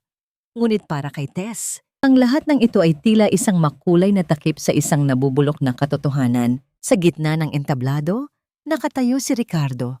Suot niya ang kanyang pinakamahal na suit, pilit na itinatago ang panginginig ng kanyang mga kamay sa likod ng isang mapagpanggap na ngiti. Akala niya ay naayos na ang lahat. Akala niya ay sapat na ang kanyang mga kasinungalingan para makuha ang tiwala ng mga bagong investors. Ngunit nang dumapo ang kanyang paningin sa bukana ng ballroom, napatigil ang kanyang paghinga. Pumasok si Tess. Hindi siya ang asawang nakasuot ng simpleng duster na nakasanayan ni Ricardo. Nakasuot siya ng isang mahabang itim na gown na tila gawa sa mga anino ng gabi. Ang kanyang leeg ay pinalalamutian ng isang simpleng kwintas na perlas. Ang tanging alahas na binili niya para sa sarili gamit ang sariling pinaghirapan. Ang bawat hakbang niya sa makintab na sahig ay naglilikha ng isang awtoridad na nagpatahimik sa mga bulungan sa paligid. Ricardo, mahinang bati ni Tess nang makalapit siya sa entablado. Ang kanyang boses ay hindi malakas. Ngunit narinig ito ng lahat dahil sa biglang katahimikan ng silid. Nakalimutan mo yata ang pinakamahalagang bahagi ng iyong presentasyon. Tess, anong ginagawa mo rito? Umalis ka na. Hindi ito ang lugar para sa'yo. Pabulong na asik ni Ricardo. Ang kanyang mga mata ay nagpapaalala ng isang hayop na malapit ng mahuli. Hindi siya pinansin ni Tess. Sa halip tumingin siya kay Don Manuel na nasa harapan. Don Manuel, mga shareholders, narito ako para ipakilala ang tunay na nagpapatakbo ng Ghost Fund. Narito ako para ipakita kung saan talaga napunta ang perang pinagkatiwalaan ninyo kay Ricardo. Sa isang iglap, ang dambuhalang monitor sa likod ni Ricardo ay nagbago. Hindi ang mga graph ng tagumpay ang lumitaw. Sa halip, ang mga malilinaw na video ni Ricardo at Bella sa loob ng kanilang sariling silid-tulugan ang sumambulat sa lahat. Kasunod nito ay ang mga bank transfers na nagpapakita ng paglipat ng milyon-milyong piso mula sa pondo ng kumpanya at mula sa retirement fund ng ina ni Tess patungo sa mga personal na account ni Bella. Ang mga bulungan sa ballroom ay naging isang malakas na dagundong ng pagkagulat at pagkadismaya. Ang hiya na pilit na iniiwasan ni Ricardo ay bumuhos sa kanya ng ganoon na lamang kabilis. Nakita niya ang pandidiri sa mga mata ng kanyang mga kasamahan. Nakita niya ang galit sa mukha ni Don Manuel. Hindi totoo yan. Sinisiraan lang ako ng asawa ko. Sigaw ni Ricardo. Ngunit ang kanyang boses ay tila isang mahinang iyak sa gitna ng unos. Kasabay nito, ang pinto ng ballroom ay bumukas ng malawak. Pumasok ang ilang mga lalaking nakauniporme. Ang kanilang mga muka ay seryoso at walang emosyon. Ang bawat hakbang ng kanilang mga sapatos sa marmol ay tila isang hatol na papalapit. Ricardo Galvez, mayroon kaming warrant of arrest para sa iyo sa kasong plunder, estafa at qualified theft. Wika ng opisyal sa isang tinig na yumanig sa buong silid. Naramdaman ni Ricardo ang lamig ng bakal na nakapulupot sa kanyang mga kamay. Ang bawat mata sa loob ng ballroom ay nakatitok sa kanya. Ang taong akala nila ay simbolo ng tagumpay ay isa palang magnanakaw na walang dangal. Ang naganap nang dumaan si Ricardo sa tabi ni Tess habang inilalabas siya ng mga pulis. Napatigil siya ng sandali. Ang kanyang mga mata ay puno ng luha at pagsusumamo. Dahan-dahang lumapit si Tess at inayos ang kurbata ni Ricardo sa huling pagkakataon. Sinabi ko sa iyo, Ricardo. Bulong ni Tess, sapat na para siya lang ang makarinig.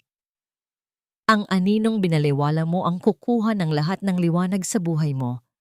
Ngayon, harapin mo ang dilim na ikaw mismo ang gumawa. Habang inilalabas si Ricardo, isang ambulansya ang mabilis na dumating sa labas ng hotel. Ngunit hindi ito para kay Ricardo. Inilabas mula roon ang isang matandang babae sa isang stretcher, ang ina ni Tess. Nang makita ni Tess ang kanyang ina, mabilis siyang lumapit at hinawakan ang kamay nito. Ma, maayos na ang lahat. Mababalik na natin ang para sa'yo. Hikbi ni Tess. Ang kanyang matatag na pader ay unti-unti nang bumabagsak sa harap ng taong pinakamahalaga sa kanya. Ngunit ang ina ni Tess ay may hawak na isang lumang sulat. Isang sulat na tila galing sa ama ni Tess na matagal nang pumanaw. At sa loob ng sulat na yon, may isang lihim na hindi alam ni Tess. Isang lihim na magbabago sa lahat ng alam niya tungkol sa kanyang sariling pagkakakilanlan at sa Ghost Fund. Sa loob ng 10 taon, ang akala ko ay ikaw ang nagbigay ng kulay sa mundo ko. Ngunit ngayon ko lang na-realize, ikaw pala ang aninong humaharang sa sikat ng araw na dapat ay matagal ko nang tinatamasa. Ang boses ni Tess ay mahinahon, halos isang bulong na lamang sa loob ng madilim at malamig na silid ng visitation room sa presinto. Sa likod ng makapal na salamin, nakaupo si Ricardo. Wala na ang mamahaling suit, wala na ang kislap sa mga mata, at wala na ang yabang na dating nagpapakiling sa mundo. Suot niya ang kulay kahel na uniforme ng bilanggo. Ang kanyang mukha ay tila tumanda ng 20, taon sa loob lamang ng ilang araw. Tess, please, tulungan mo ako. Alam kong mahal mo pa ako. Ang pagmamakaawa ni Ricardo, ang kanyang mga kamay ay nakadikit sa salamin. Tila pilit na inaabot ang asawa. Patawarin mo ako sa lahat ng nagawa ko kay Bella. Nadala lang ako ng tukso. Ikaw pa rin ang buhay ko, Tess. Sabihin mo sa mga shareholders na nagkamali ka lang ng dokumento. Maibabalik natin ang lahat. Pangako. Isang mapait na nangiti ang gumuhit sa mga labi ni Tess. Pinanood niya ang bawat butil ng pawis at luha sa mukha ni Ricardo, hindi dahil sa kasiyahan, kundi dahil sa isang malalim na pagkaawa. Pagkaawa sa taong itinuring niyang lahat, ngunit nauwi sa wala dahil sa sariling kasakiman. Mahal? Ricardo, ang pag-ibig na sinasabi mo ay matagal mo nang pinatay sa bawat pagsisinungaling mo. Dahan-dahang tumayo si Tess, ang kanyang anino ay humahaba sa semento. Narito ako hindi para iligtas ka, kundi para magpaalam ng tuluyan.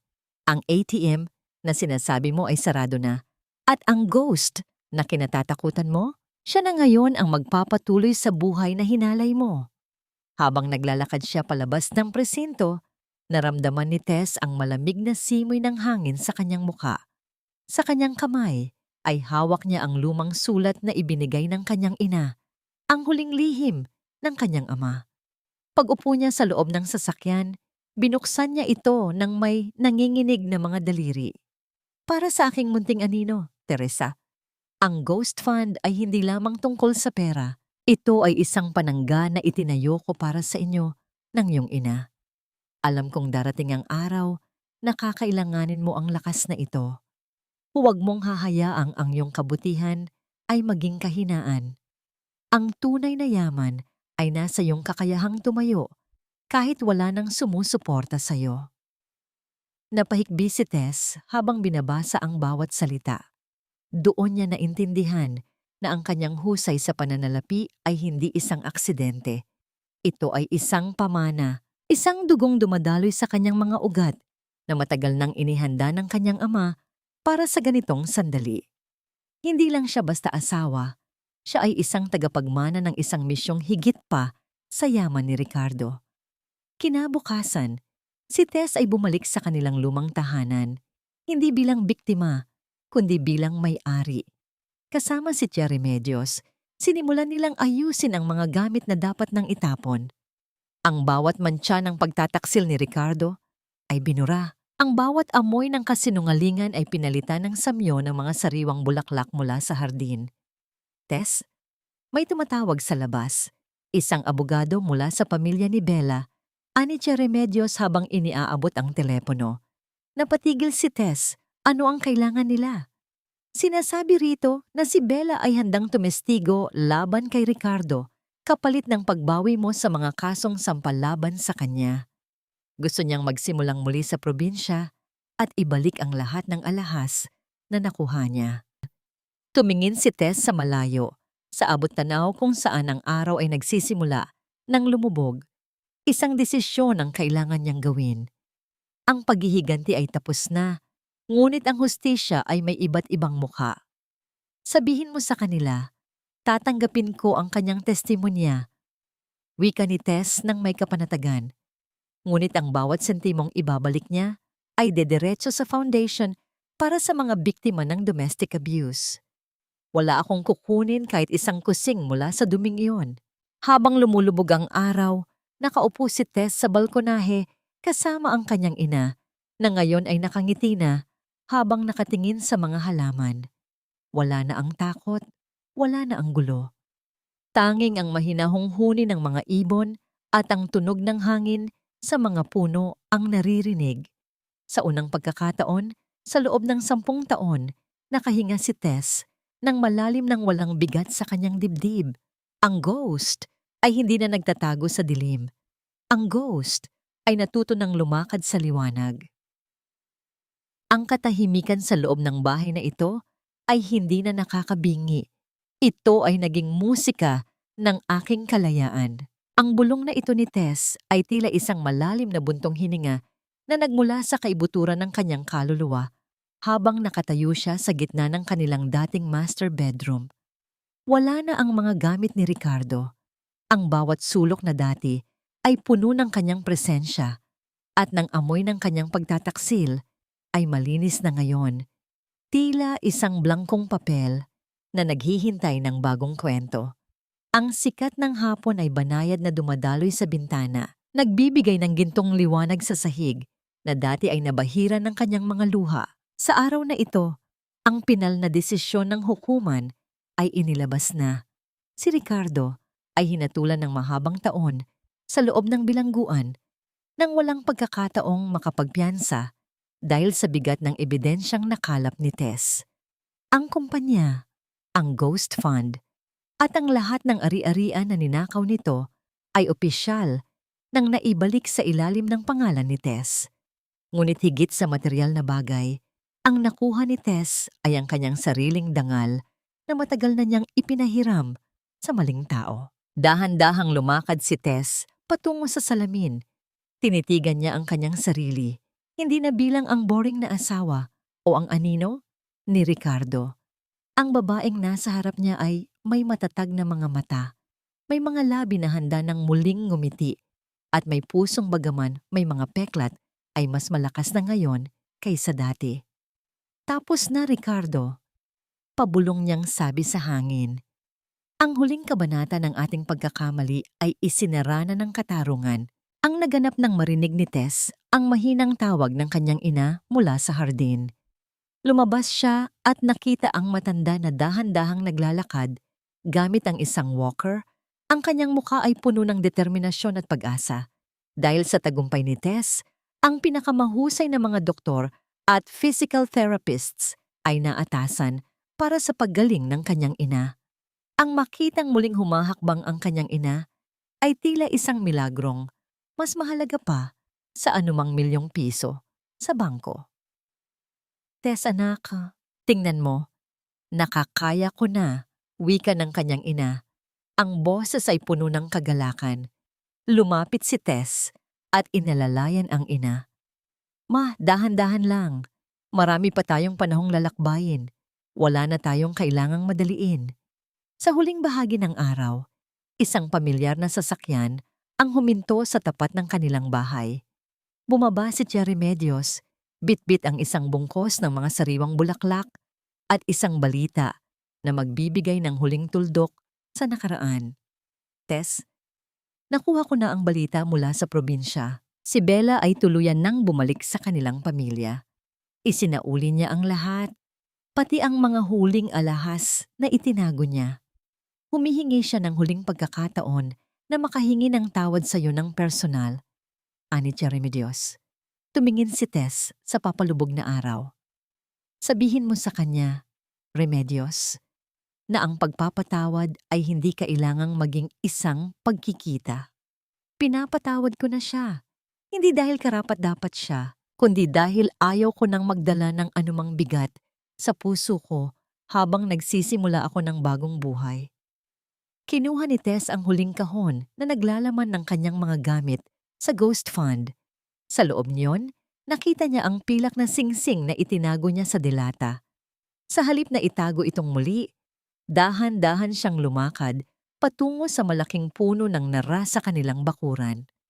Kumuha siya ng isang maliit na pala at hinukay ang lupa sa ilalim ng mga ugat nito. Doon, inilibing niya ang singsing kasama ang lahat ng pait, lahat ng galit at lahat ng alaala ng 10 taon ng kasinungalingan. Dito ka na lang, sa ilalim ng lupang ito, bulong niya habang tinatabunan ng hukay. Magiging pataba ka sa bagong buhay na itatanim ko. Nang tumayo si Tess, naramdaman niya ang isang kakaibang gaan sa kanyang pakiramdam. Ang ghost ay hindi na isang lihim na nagtatago sa dilim para maghiganti. Ito ay naging isang liwanag na magsisilbing gabay para sa ibang mga kababaihan na nakaranas ng katulad niyang pait. Plano niyang gawing isang foundation ang Ghost Fund para sa mga biktima ng domestic at financial abuse, isang paraan para gawing makabuluhan ang bawat sakit na kanyang pinagdaanan. Habang nagdidilim ang paligid, ang mga ilaw sa loob ng kanilang bahay ay isa-isang bumukas, nagbibigay ng init at katiwasayan. Pumasok si Tess sa loob. Isinara ang pinto ng may katiyakan at handa ng harapin ng bukas na puno ng pag-asa. 1 taon ang mabilis na lumipas, tila isang agos ng ilog na dahan-dahang naglilinis sa mga bakas ng putik na iniwan ng nakaraan.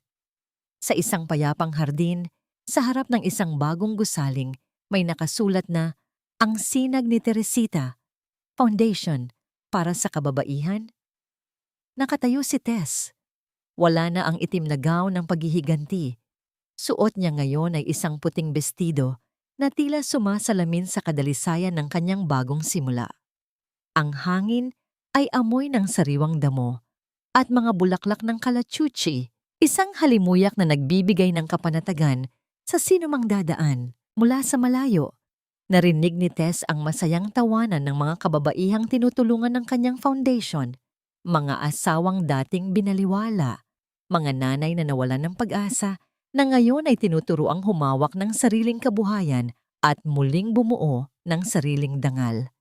Ang Ghost Fund na dati ay ginamit sa dilim para sa mga transaksyong puno ng lihim ay naging isang bukal na ngayon ng pag-asa para sa mga taong nasa laylayan. Tess anak, handa na ang lahat para sa ating munting pagdiriwang, wika ng kanyang ina. Naglalakad na ito ng mag-isa, dahan-dahan ngunit may katatagan. Ang bawat hakbang ng kanyang ina ay isang patunay na ang katarungan ay hindi lamang tungkol sa pagpaparusa sa masama, kundi tungkol sa pagpapanumbalik ng buhay sa mga biktima. Napatitig si Tess sa isang sobrang kulay kape na nasa ibabaw ng kanyang mesa.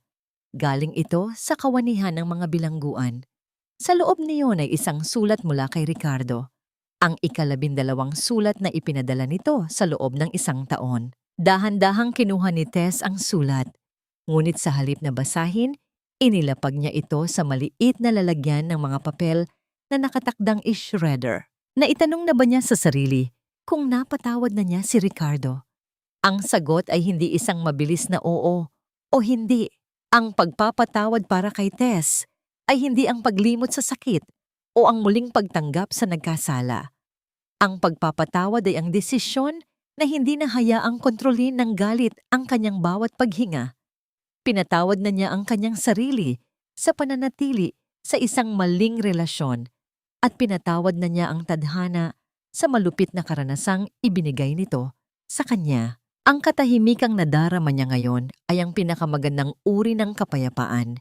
Isang kapayapaang hindi nakadepende sa kahit kanino, kundi sa sarili niya lamang. Ang aral na iniwan ng kanyang kwento sa mga pusong nakikinig ay simple ngunit malalim. Ang tunay na yaman ng isang babae ay hindi nasusukat sa ningning ng brilyante sa kanyang daliri o sa laki ng bahay na kanyang pinamamahalaan. Ang tunay na kapangyarihan ay nasa kanyang kakayahang kilalanin ang sariling halaga kahit pilitin siyang maliit ng mundo. Huwag matakot maging anino sa sandaling kailangan, ngunit huwag ding matakot na maging liwanag kapag oras na para bawiin ang sariling buhay. Sa huling sandali ng dapit hapon, kinuha ni Tess ang kanyang cellphone. May isang mensaheng pumasok mula sa isang dating kasamahan sa industriya. Nag-aalok ng isang bagong proyekto sa ibang bansa. Ngumiti si Tess at itinago ang telepono sa kanyang bulsa. Hindi na siya nagmamadaling patunayan ang sarili sa mundo. Ang pinakamahalagang investment na nagawa niya ay ang muling pagmamahal sa kanyang sarili. Lumingon siya sa kanyang ina, kinuha ang kamay nito at sabay silang naglakad patungo sa loob ng bahay. Ang pinto ay dahan-dahang sumara. Nag-iiwan ng isang larawan ng isang tahanang puno ng liwanag, pag-asa at isang bagong uri ng pag-ibig. Isang pag-ibig na hindi na muling magpapaalipin sa dilim.